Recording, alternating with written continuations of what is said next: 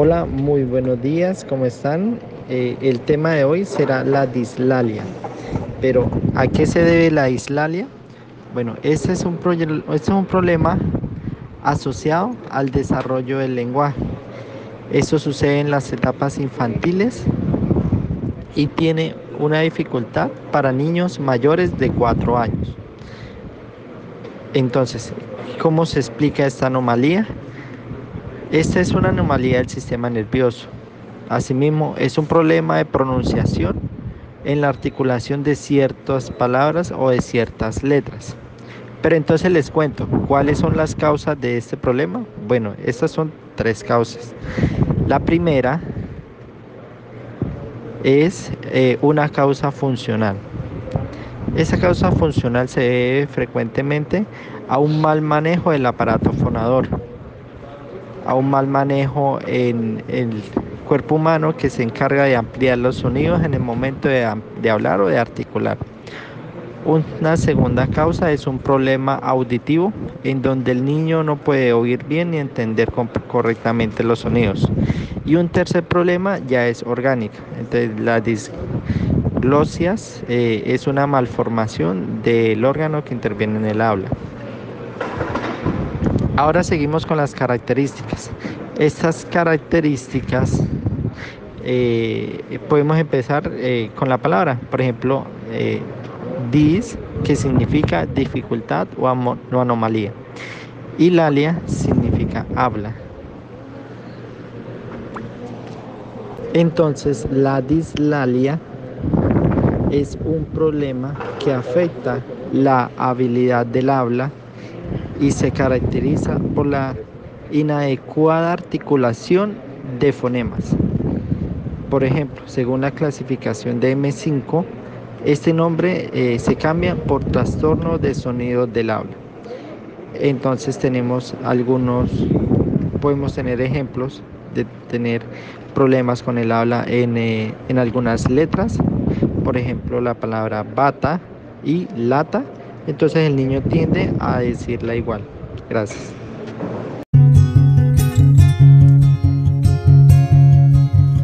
En la orgánica se presenta una dificultad en la articulación por malformaciones congénitas.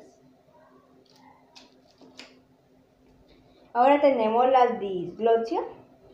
La disglosia es cuando se presentan anomalías o dificultades en la articulación por el paladar, por los labios y por las fosas nasales. La dislalia fisiológica o evolutiva. La dislalia fisiológica o evolutiva es cuando el niño no es capaz de repetir los sonidos que escucha a alrededor y no puede emitir los sonidos. En él se dificulta el aprendizaje por la imitación.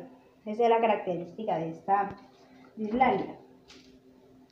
Y ahora tenemos la dislalia funcional.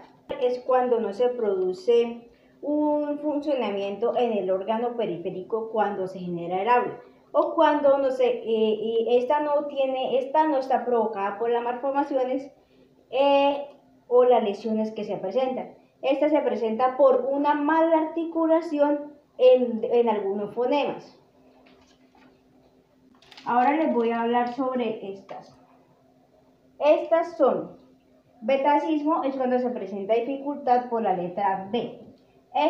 Deltaicismo es cuando se presenta dificultad en la letra D. La de gammacismo es cuando se presenta problema en la letra G. La de capacismo es cuando se presenta dificultad en la letra K.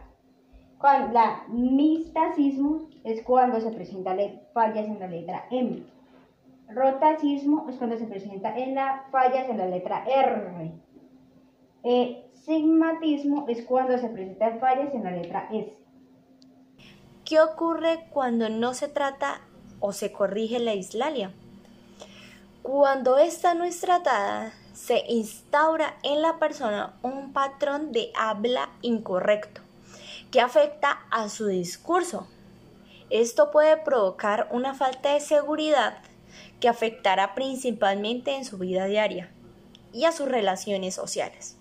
Bueno, Hablando de ese tratamiento para la dislalia infantil, la intervención de esta se produce por un logopeda o un maestro en la audición y el lenguaje, cuyo objetivo es que el niño aprenda a articular los sonidos correctamente. Empieza con una evaluación del nivel articulatorio del niño y un programa basado en los siguientes pasos. Primero, estimulación de la capacidad del niño para producir sonidos, reproduciendo movimientos y posturas, experimentando con las vocales y las consonantes. Se le enseña a comparar la diferencia de estos dos sonidos. Segundo, la estimulación de la organización de los movimientos que son necesarios para producir los sonidos. Por ejemplo, los ejercicios labiales, los ejercicios linguinales, y estos se le enseñan además de las posiciones correctas para los sonidos más difíciles. Tercero, la realización de ejercicios en donde el niño pueda producir el sonido dentro de la sílaba. M, A, ma, hasta que lo automatice con el patrón muscular que es necesario para la reproducción del sonido.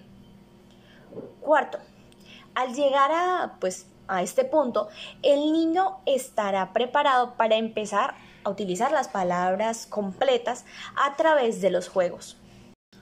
Quinto, una vez que el niño ya es capaz de pronunciar estos sonidos difíciles, se tratará de que lo realice fuera de las sesiones, es decir, en un lugar o en un lenguaje espontáneo y no solo en las sesiones con el terapeuta. No existe forma de prevenir la dislexia, aunque se puede evitar la aparición temporal o crónica siguiendo ciertas pautas. Primero, identificar a tiempo las posibles lesiones de los órganos fonadores. Segundo, cuidar el entorno oral durante el desarrollo de la locución, ya que el habla se aprende principalmente por imitación. Y por último, cuidar la salud integral, ya que cualquier tipo de patología puede provocar como efecto colateral algún tipo de trastorno comunicativo oral. ¿La dislalia tiene test?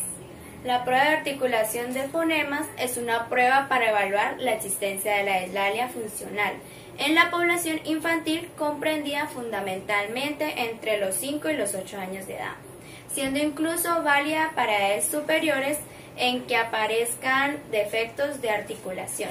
A continuación les voy a explicar unas actividades para intervenir cómo el niño logra superar el trastorno de la dislalia. Primero que nada se va a trabajar con la respiración y el soplo, y esto es sin material. Se le llama soplo simple. Al principio podemos comenzar haciendo soplar al niño sin más. Primero sin inflar las mejillas y después inflándolas. Puede taparse la nariz para que en el aire salga todo por la boca. Seguidamente recogiendo con las manos. Primero soplaremos nosotros sobre la mano de nuestro hijo o niño para que sienta la fuerza del aire. Luego lo hará él sobre su propia mano. Así percibirá por sí mismo la sensación del aire. Podemos realizar el ejercicio utilizando diferentes intensidades. Primero que sople flojo, luego más fuerte. Esto le ayudará a discriminar la fuerza de la exhalación. Seguidamente con actividades, el siguiente es jugar con un pompero. Esto ya es con materiales. También se puede recurrir a una pajita, a un recipiente con agua o algo de jabón para que salgan burbujas. Seguidamente, otra actividad es con tijeras de papel. Cogemos una tira de papel y la colocamos enfrente de la boca del niño. Pedimos que sople y vea la fuerza que tiene al expulsar el aire. Empezaremos con una distancia pequeña de 5 a 10 centímetros e iremos alejándonos poco a poco para que tenga que ir aumentando la potencia. Y por último de actividad es tocar instrumentos musicales. Podemos pedirle que toque la flauta, la trompeta, la armónica, algo que él sienta que pueda manejar y que él ya haya trabajado.